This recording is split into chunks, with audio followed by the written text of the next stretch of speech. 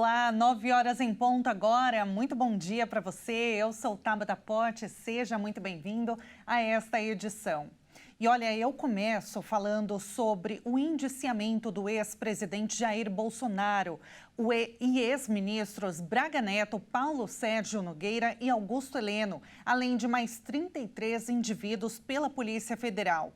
Entre as acusações está a tentativa de golpe de Estado. Além de Bolsonaro, integram a lista o presidente nacional do PL, Valdemar Costa Neto, o ex-diretor-geral da ABIN, Agência Brasileira de Inteligência, Alexandre Ramagem, o ex-ministro do GSI, Gabinete de Segurança Institucional, Augusto Heleno, e o general da Reserva do Exército, Braga Neto, ex-ministro da Casa Civil e da Defesa do governo Bolsonaro e candidato a vice na chapa que perdeu a eleição de 2022. Eles e outras 32 pessoas foram indiciados pelos crimes de abolição violenta do Estado Democrático de Direito, golpe de Estado e organização criminosa. A investigação teve seus principais avanços em fevereiro deste ano. A Polícia Federal realizou na época a maior operação deste caso, mirando Jair Bolsonaro, aliados e militares envolvidos em discussões para viabilizarem um golpe de Estado. Os planos discutidos no Palácio da Alvorada no fim de 2022 miravam a edição de um decreto que anularia o resultado das eleições presidenciais, sob a falsa alegação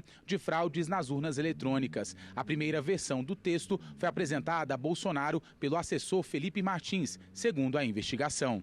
A Polícia Federal diz que o então presidente chamou os chefes das Forças Armadas para discutir o golpe de Estado. Em março deste ano, os então comandantes do Exército, General Freire Gomes, e da Aeronáutica, Brigadeiro Batista Júnior, confirmaram que o plano foi apresentado por Bolsonaro. Segundo o ex-chefe da FAB, Força Aérea Brasileira, o general Freire Gomes chegou a dizer que prenderia Bolsonaro se ele avançasse com os intentos golpistas. A tentativa de qualquer atentado contra o Estado de Direito, ela já em si criminalizado, de modo que já é um crime consumado.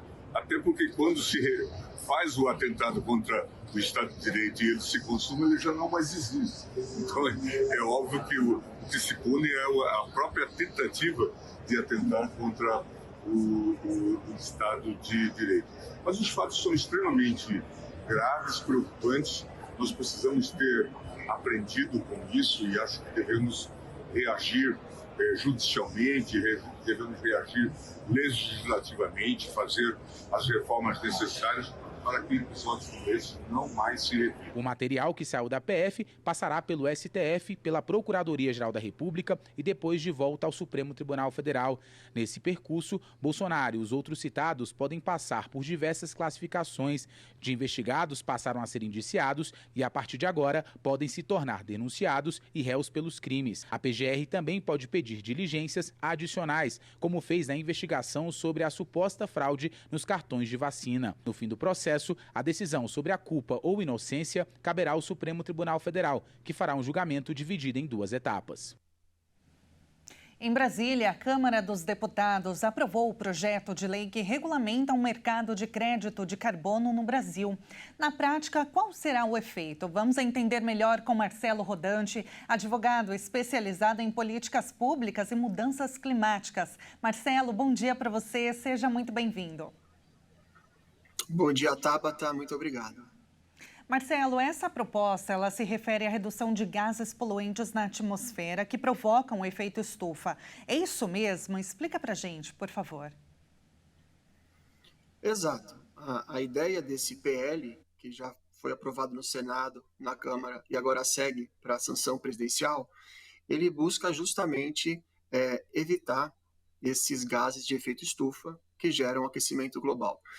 Esse PL, ele institui o Sistema Brasileiro de Comércio de Emissões. E ele se volta especificamente para aqueles operadores, aqueles emissores que produzem ou 10 mil toneladas de gás de efeito estufa por ano ou 25 mil toneladas de gases de efeito estufa por ano. Mas, assim, as regras efetivas, elas se aplicam a esses 25 mil, as empresas que poluem até 25 mil toneladas por ano, porque essas sim precisam fazer a sua conciliação. Então, a ideia é que esse mercado regulado, ele impeça, ele motive, ele incentive as empresas a emitirem o menos possível, a tecnologia, a tentarem modificar a sua forma de produção para que eles não precisem emitir mais e serem punidos economicamente.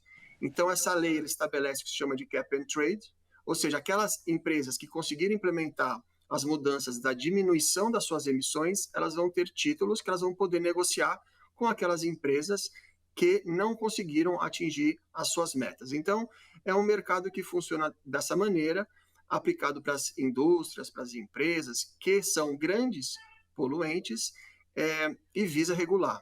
Essa lei também é bom explicar, ela vem espelhada em outras legislações, como tem na Califórnia, nos Estados Unidos, especialmente na União Europeia, onde foi o primeiro lugar em que essa legislação de cap and trade para esses setores foi aplicada, e outros países mais, como China, por exemplo. Perfeito. Essa medida, ela é importante, né, diante de tanto que tanto se fala, né, em combate às mudanças climáticas, ao efeito estufa. Ela é importante mediante outros países? A medida ela é importante porque ela coloca o Brasil num cenário de regulação desse mercado. Mas a gente precisa ser crítico em alguns pontos desse PL, porque, muito embora seja importante regular parte desse mercado, no Brasil especificamente, e isso é importante ser dito, a nossa situação é um pouco diferente desses outros países. Esses outros países têm uma matriz energética que é muito mais baseada em combustível fóssil. Esses outros países, eles foram os grandes emissores até hoje desses poluentes. No Brasil, o maior problema associado às nossas emissões, às nossas emissões domésticas, tem a ver com o desmatamento e tem a ver também com a questão da agricultura. Então, a gente tem mais ou menos ali uns 47% para desmatamento, uns 27% para agricultura, e o restante tem a ver com essas emissões dessas matrizes energéticas. Lembrando que o Brasil tem uma matriz energética muito limpa e muito boa, né, comparado com os outros países. Então, essa legislação ela traz a importância de regular o mercado, ao mesmo tempo que ela ingressa um pouco na questão do mercado voluntário. Ela não regula o mercado voluntário, mas ela traz conceitos e bases do mercado voluntário. E é nesse ponto que eu acredito que o PL peca. Eu acho que ele vai poder desestimular alguns projetos muito importantes de conservação florestal, especialmente no âmbito dos estados, que é chamado rede jurisdicional.